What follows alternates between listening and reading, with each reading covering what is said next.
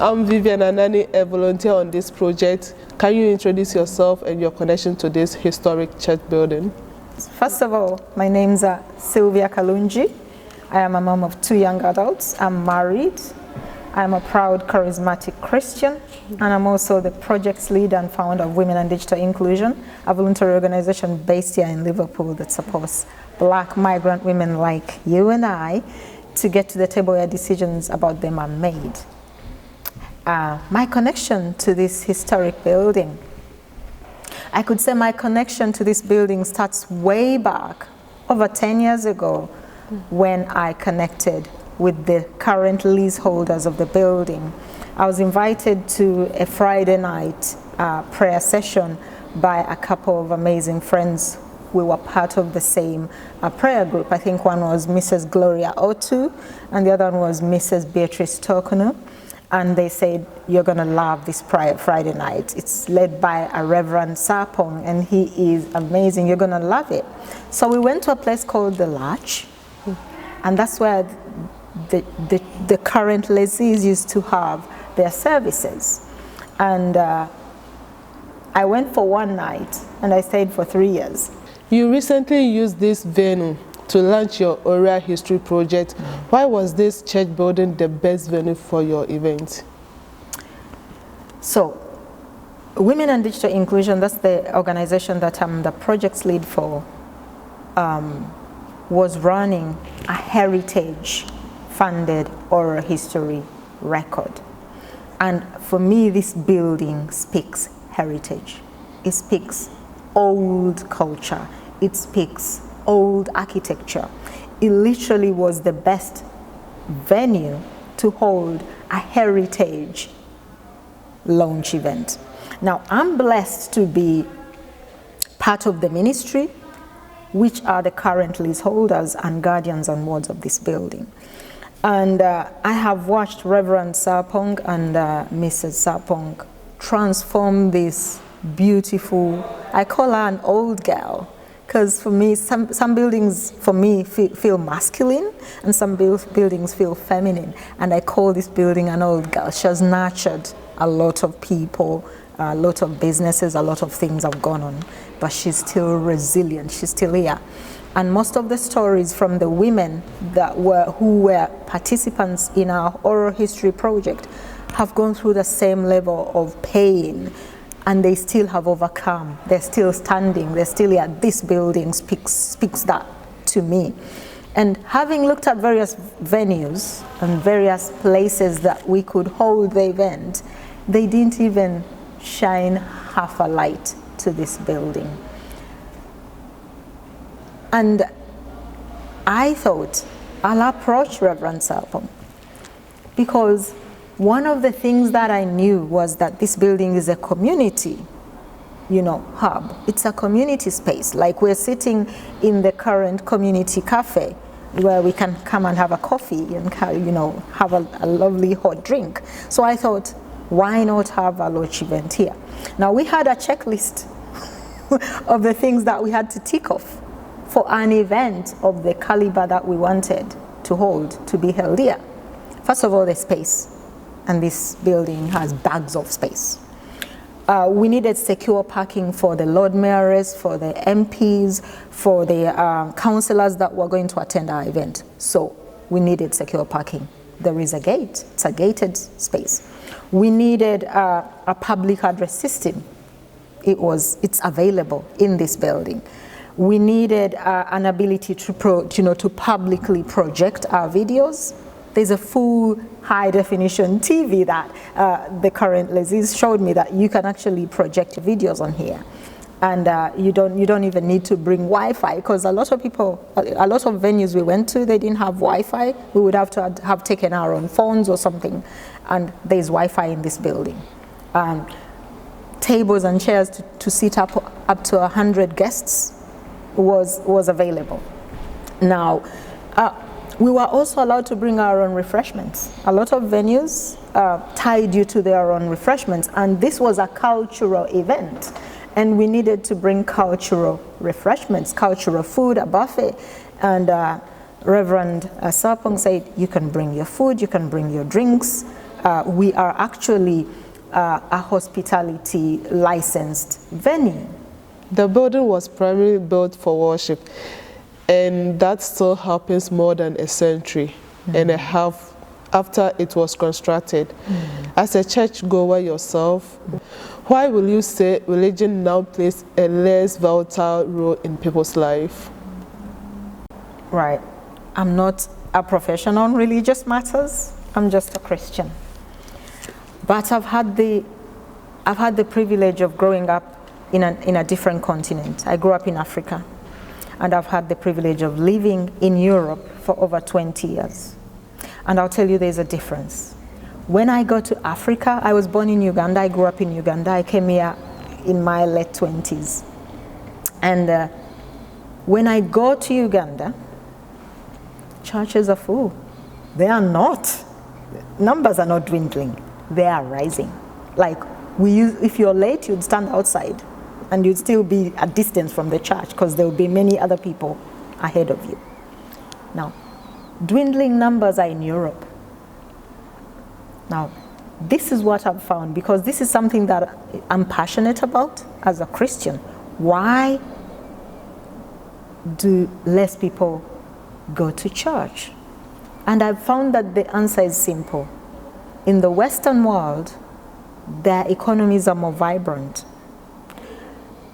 And in Africa, the economies are not so vibrant. So that difference in economies gives people the ability to not bother going to church. Why? Because they're comfortable.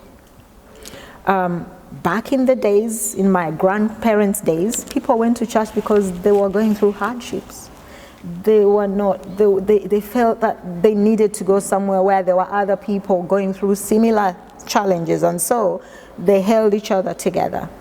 Today, especially here in Europe, everyone for themselves and God for us all. So, churches are more empty, also because they are not actively doing missionary work. Churches have become more building-based as opposed to community-based, right? I knew my local deacons, I knew my local ministers where I grew up. They came to our homes. They came, if you didn't go to church, they'd come home and visit you and find out if there was a problem and maybe offer support if that was possible. They wouldn't really tell you of the religious care that you were not present at worship time. We don't find that much often in the church today. Most ministers, reverends, priests, vicars are building best. They are best at the parish, you know, where you go to visit them like they're the king or something. Reverend Sarpong and the ministry in this building are based in community. They go out to the community, they check on you, they call upon you, they invite you to get back to your spiritual self. Because when you disconnect from spirit, you disconnect from humanity. The lease owners are struggling to get funding to repair the building. Isn't the fact that the building is still church stopping a lot of people from using it for events?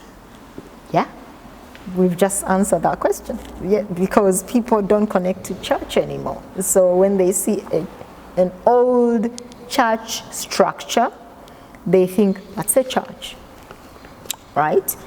And for instance, we have people here who were here maybe 30 minutes ago, an hour, the food bank was running. But those people are not invited to have a deeper conversation.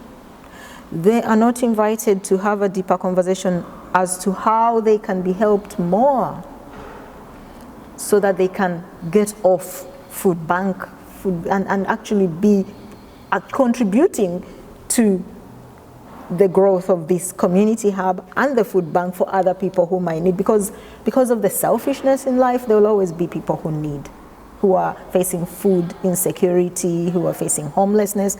But those people should be invited into the building to have a conversation, to talk to maybe a counselor, to talk to someone who speaks to whatever challenge they are going through, that's making them have to come to a food bank. And the building is not being promoted as the community hub it is.